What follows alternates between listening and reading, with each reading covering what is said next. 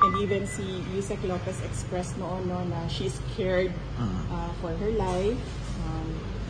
So it will be a relief for the employees of the Office of the Vice President. And well, so far, dahan-dahan naman na bumabalik yung mga tao sa trabaho, except for Yusek Lopez, kasi meron siyang parang 3 weeks na sinabi ng doktor na kailangan niya, meron ata siyang PTSD, post-traumatic stress na disorder.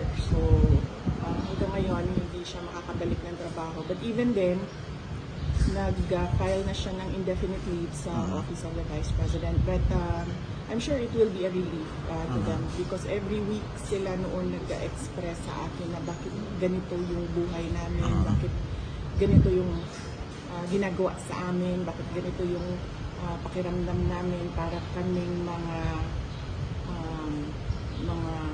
fugitives, para kaming mga convicts. So ngayon, mayroon silang somewhat peace of mind. Ma'am, si Ma'am Gina Acosta, kamusta na po? Makakabalik na po ba siya sa trabaho? Si Ma'am Gina Acosta, nakatira siya sa kanyang kaibigan.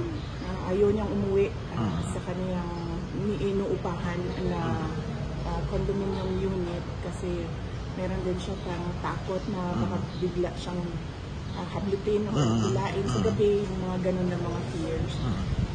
But nakita na kami sa office and then sabi niya kung pwede daw na dahan-dahan siyang bumalik kasi gusto niya daw makita ng mga kasamahan niya sa Office of the Vice President na okay lang siya. Okay. Ma'am, may dalawang impeachment cases na ipinasa sa Congress, ma'am, against you po. What's your comment, ma'am? Yes. Well, I welcome that finally na-file na yung impeachment case na sinasabi nilang i-file nila since last year pa. So, okay din yung impeachment case dahil ako lang yung ang tinitira doon. Ako lang ang iniimbestigahan nun. Ako lang ang inaatake ng impeachment case. Hindi nakasali yung mga kasamahan ko sa Office of the Vice President and yung mga dati kong kasama sa Department of Education. So, at least kung meron tayong impeachment case, masagot na ng final kung ano yung mga inaakusa nila sa akin. Ma'am, yung subpoena ng NBI, pupunta po ba kayo on December 11, ma'am, to attend nung papatawag na sa inyo, ma'am?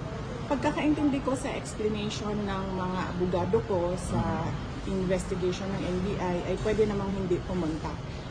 Yun ang explanation nila dahil pwede naman mag-submit na lang daw ng sulat or affidavit, depende sa akin, decision or position paper. So, hindi din ako makapunta kasi, well, unang-una na yan, tapos pangalawa, meron kaming Thanksgiving na mga activities sa December 11. And pangatlo, after ng Thanksgiving activities namin, ay pauwi din ako dito sa Davao City para maglibing ng uncle. Ma'am, may isinagawang VP Sara Ride ng weekend, ma'am, in Davao and Cebu and other areas, ma'am, sa buong bansa. Ano yung sasabi na sa suporta ng mga tao sa inyo at sa OVP, ma'am? Oo, nagpapasalamat ako sa suporta, sa patuloy. Nagpapasalamat ako sa patuloy na suporta ng ating mga kababayan sa akin, sa mga kasamahan ko sa Office of the Vice President and sa opisina ng pangalawang Pangulo ng ating bansa. Malaki yung nagpapalakas ng loob namin at malaki yung tulong ng suporta nila sa nararamdaman namin na pagmamahal mula sa ating mga kababayan. At humingi ako ng pasensya sa stress, lalo na sa mga senior citizens. Marami akong nakakasalamuha or na nakikita sa daan na nagsasabi sa akin na nasistress kami sa ginagawa sa iyo. Humihingi ako ng pasensya sa kanila na hindi ko rin naman gusto na umabot ng ganito.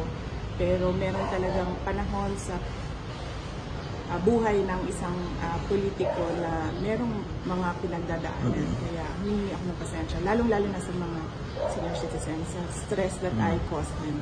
Ma'am, one last. Nagpahayag yung INC, ma'am, na magsiset sila ng rally to support yung inisyu na statement ni Pangulong Bongbong Marcos na hindi dapat na i-pursue ang impeachment against po sa inyo, ma'am. Anong sasabi niyo sa pahayag ng INC, ma'am? Yes, oo. Naiintindihan ko yon na gusto ng INC ng kapayapaan sa ating bansa dahil alam nila kapag merong kapayapaan, susunod din yung kaunlaran ng ating bansa. Kaya naiintindihan ko yung pagsuporta nila sa opisina ng ating Pangulo, sa opisina ng Office of the Vice President kasi yun din naman ang gusto ng lahat ng mga kababayan natin na merong kapayapaan at merong tuloy-tuloy na kaunlaran sa ating bansa.